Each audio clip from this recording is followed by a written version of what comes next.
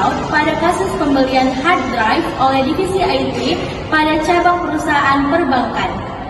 Perkenalkan, saya Laila Aziza bersama rekan saya Nita Nurjana, Nur Cahyani. Mari kita bahas kasus tersebut. Adapun pada kasus kali ini akan membahas tentang perusahaan perbankan keuangan di mana terdapat pembelian aset oleh divisi IT. Pada perusahaan perbankan ini terdapat pembelian satu set hard drive untuk meningkatkan kapasitas penyimpanan data nasabah, di mana nilai transaksi tersebut dianggap material namun dalam bentang harga yang wajar. Hal ini berarti bahwa terdapat informasi akuntansi salah saji namun dengan harga yang masih wajar. Dibuktikan dengan adanya voucher transaksi yang menyatakan bahwa alamat vendor di luar dari area residensial, sedangkan menurut perangkat multinasional hanya memiliki distributor utama di wilayah ibu kota Jakarta Pusat dan tidak memiliki distributor eceran di daerah lainnya. Terdapat 3 rumusan masalah yang akan kami kupas dengan tuntas. Yang pertama, teori dan langkah apa yang akan dilakukan dalam membuktikan ada atau tidak adanya kecurigaan fraud dalam transaksi tersebut. Yang kedua, mengapa informasi tersebut penting untuk dapat ditindaklanjuti dengan audit investigatif.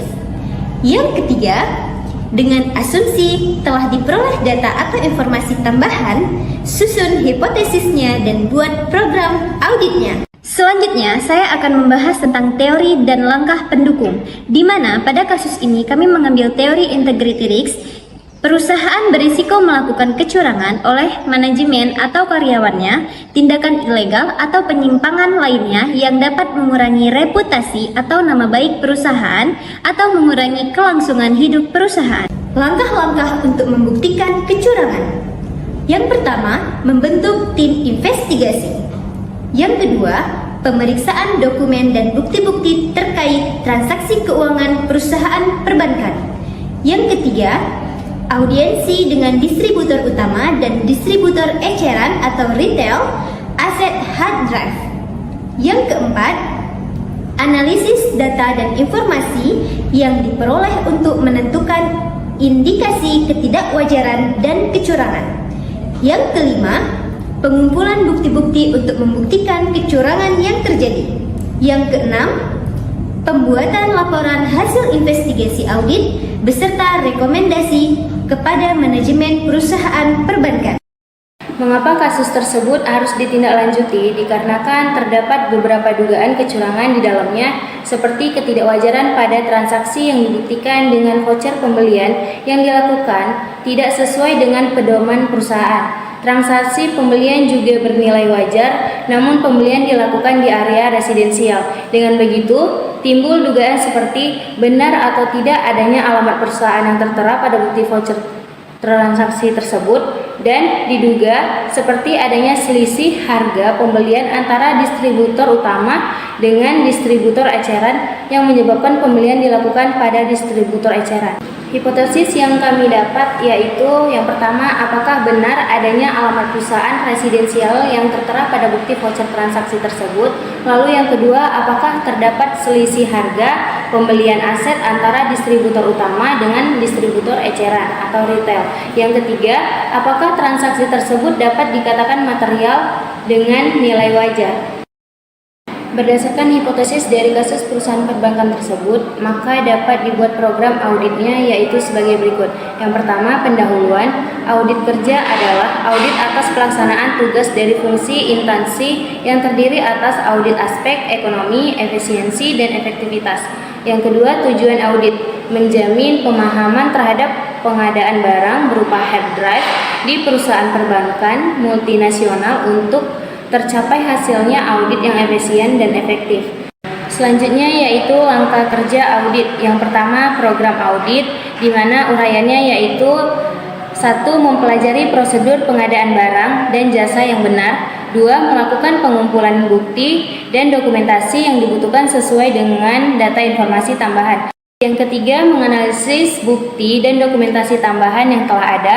Lalu yang keempat, menyusun hasil analisis yang telah dilakukan. Yang kelima, melakukan pengembangan prosedur audit sesuai dengan hasil yang telah diperoleh. Selanjutnya yang kedua yaitu pekerjaan lapangan. di mana ada pengujian sistem pengendalian internal atau SPI, yaitu tujuannya untuk mengetahui apakah sistem pengendalian internal dalam pembelian aset hard drive pada perusahaan berjalan efektif dalam pencegahan fraud. Di mana uraiannya yaitu yang ke-1, memahami SPI yang ada serta memahami implementasinya. Yang kedua, memahami fungsi pembagian tugas pada proses pengadaan barang.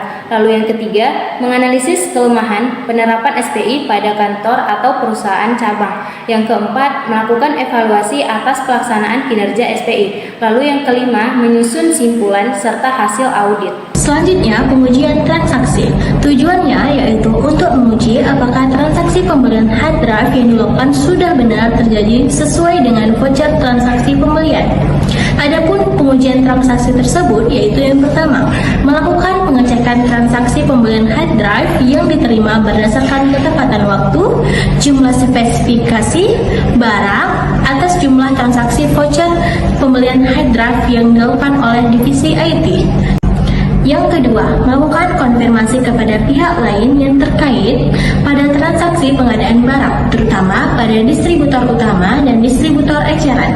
Yang ketiga, melakukan wawancara kepada pihak yang terlibat dengan menggunakan list pertanyaan berkaitan dengan indikasi kecurangan atas transaksi pengadaan hard drive pada kantor cabang. Yang keempat, melakukan tracking transaksi pembelian hard drive ke bukti pembukuan.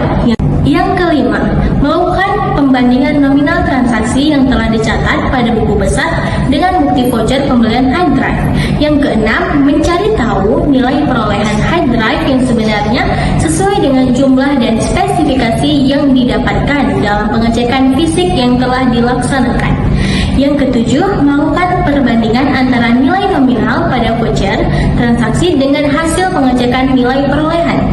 Yang kedelapan, melakukan pengecekan dokumen yang telah didapatkan sebelumnya yang terdiri dari mutasi rekening, vendor tidak teraterisasi, pimpinan cabang, divisi logistik, divisi IT, dokumen daftar distributor resmi, PO, faktur, kwitansi, dan berita acara serah terima. Yang kesembilan, melakukan pengujian ulang terhadap nominal kerugian yang ditanggung oleh perusahaan perbankan.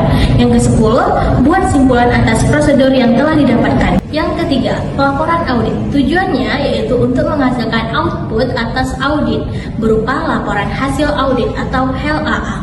Adapun uraiannya, yang pertama yaitu mengumpulkan seluruh KKA, yang kedua mendokumentasikan seluruh tahapan audit investigasi termasuk perencanaan, pengumpulan bukti dan barang bukti, wawancara dan kontak dengan pihak ketiga. Yang ketiga, menyusun laporan hasil audit atau LHA menggunakan seluruh informasi dan data yang telah didapatkan. Berdasarkan kasus tersebut, maka dapat kami simpulkan bahwa dalam pemeriksaan pada sebuah transaksi pembelian aset yang dilakukan oleh divisi IT pada perusahaan cabang, transaksi yang dilakukan terkait pembelian satu set hard drive untuk meningkatkan kapasitas penyimpanan data nasabah cabang tersebut. Lalu terdapat beberapa dugaan kecurangan di dalamnya, seperti ketidakwajaran pada transaksi yang dibutuhkan, yang dibuktikan dengan voucher pembelian yang dilakukan tidak sesuai dengan pedoman perusahaan.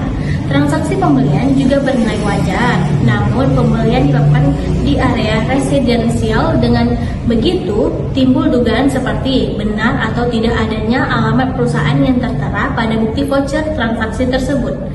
Dan dugaan seperti adanya selisih harga pembelian antara distributor utama dengan distributor eceran yang menyebabkan pembelian dilakukan pada distributor eceran, sehingga kerugian yang ada maksimal sebesar jumlah pada bukti transaksi tersebut. Adapun saran yang dapat kami berikan pada kasus tersebut yaitu diharapkan perusahaan dapat meningkatkan pengendalian internal atau SPI serta melakukan audit secara teratur.